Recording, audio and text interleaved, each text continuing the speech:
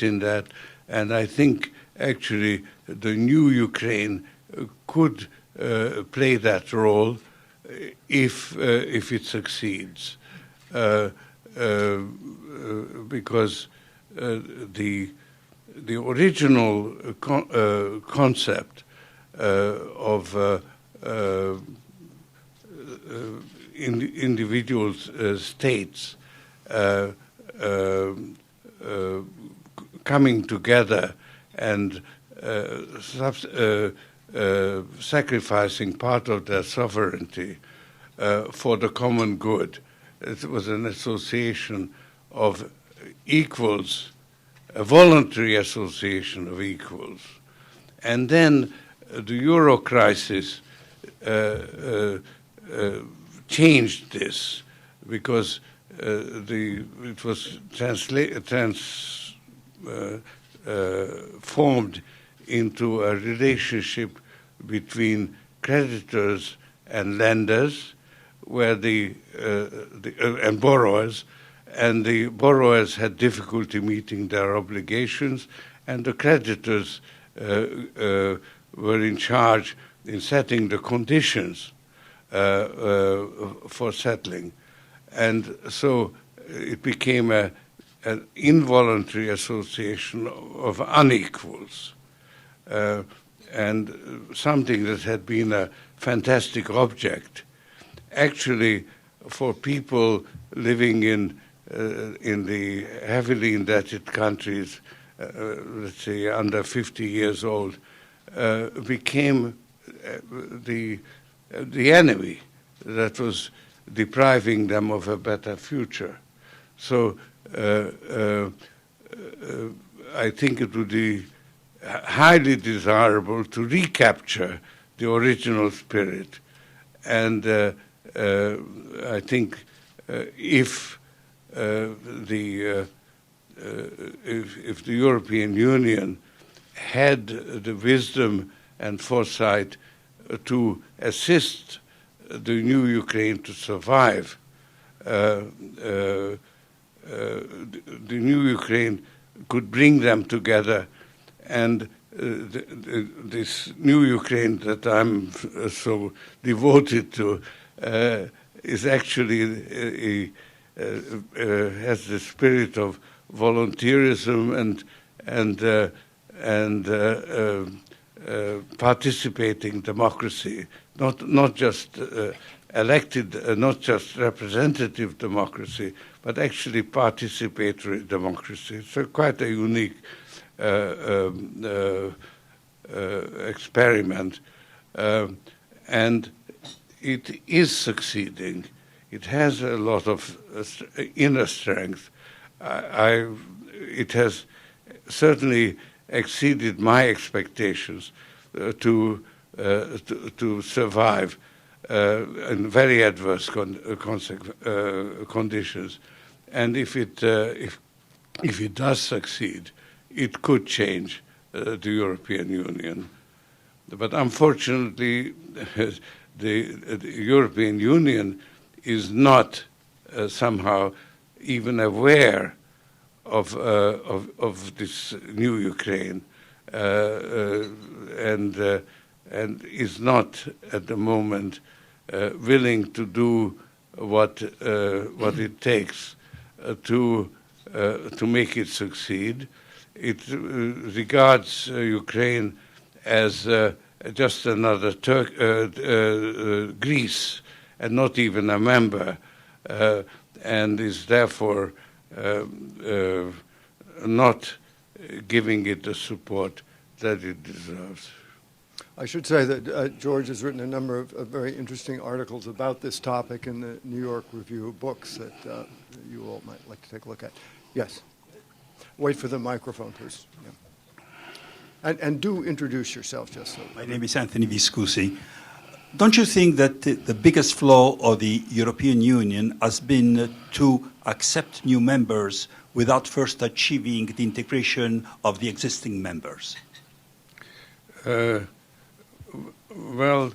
I think it was actually something that carried the European Union forward, that it was able to absorb new members as they became available because of the collapse of the Soviet Union.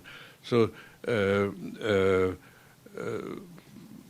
enlarged the Union, and today, actually, the new members are in many ways politically and economically healthier than the old members.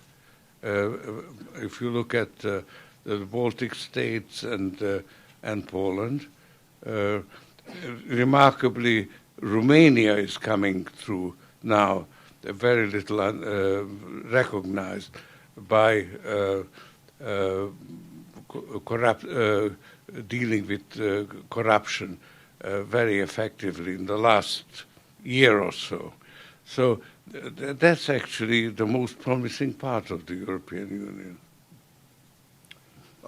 Right here, the woman right in the middle.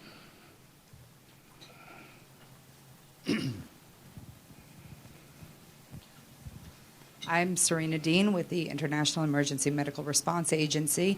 And as closed societies become open societies, what are your thoughts on, in a post-9/11 world, preventing radicalization, using as an example marginalized Muslims in Myanmar? What are your thoughts on this?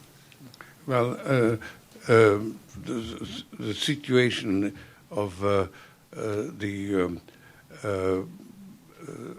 ethnic and religious conflict that has emerged in Myanmar is the most disturbing part of the process, and it could destroy. That could destroy the process of reform, which otherwise may be currently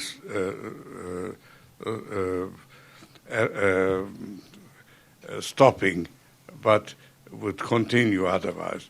So the persecution of the Rohingya in particular is which is a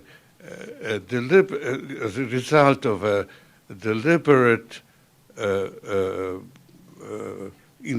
incitement for actually political purposes to influence the election results is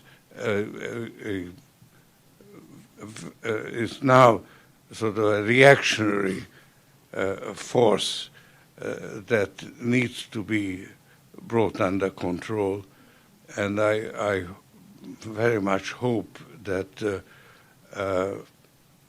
Thein Sein, the president, and the reformers will try to do something about it in the near term while he's the president. So that, I think, is what is going to determine his legacy, historical legacy, whether he will be able to put that genie back into the bottle. Okay, I think we have time for one more question. Let's take the woman in the middle, right in the doorway. Good afternoon. My name is Jacqueline Price, and I'm a trustee of the New York State Nurses Association pension.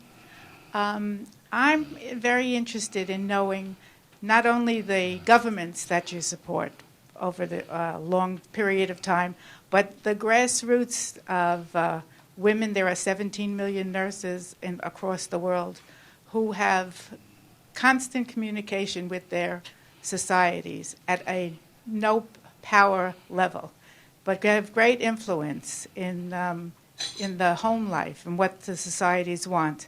And is there any support that is in the minds of those that you are working with to face the grassroots and start to turn around where actually the quiet power is in this world today? Well, what comes to mind is our effort started out, was called the project on death in America, and that was to help people in the process of dying, which is, of course, an inevitable process, but how it occurs, how much pain and suffering is involved, can vary a great deal. And the how should I say, the unwillingness to accept death as a natural part of life has actually created a lot of unnecessary suffering. And that's where nurses and health givers and doctors can make a contribution. And I would say that was one of our most successful efforts as a foundation. And there are other areas now in other parts of the world, say in Ebola, the health system is absolutely necessary. And now that Ebola is being brought under control, it's very important to build up the health systems of the countries that are affected, because otherwise Ebola is bound to come back. So that is another project that we are very actively involved in. So we have, and also this, let's say, palliative care has become now a global movement. We have ended our project in America, but we continue it in the rest of the world.